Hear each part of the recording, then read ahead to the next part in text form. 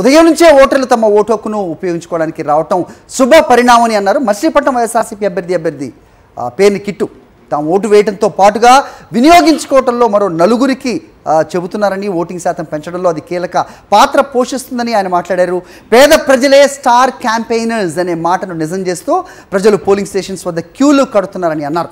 మచిలీపట్నంలోని Hindu college polling బూత్లో vote హక్కు వినియోగించుకున్నారు పేర్ని కిట్టు.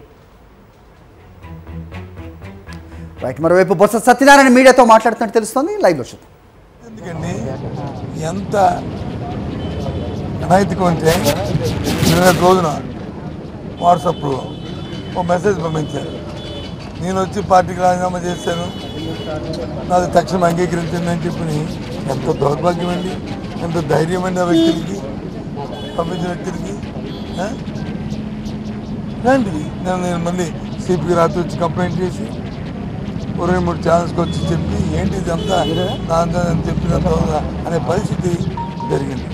అంటే ఆలోచించండి ఈ విధంగా ఉన్నదని.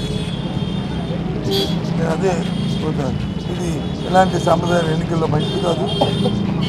ప్రజలు ముందాగా వారు చేసిన పని చెప్పుకొని ఆ కూడా గెలుచుకోవాలి. కానీ ఇలాంటి తప్పుడు ప్రచారాలు, తప్పుడు విధానాలు, తప్పుడు కార్యక్రమాలు చేస్తూ ఎంతకాలం ప్రజలను వచ్చి మీరు తప్పు పెడతారు.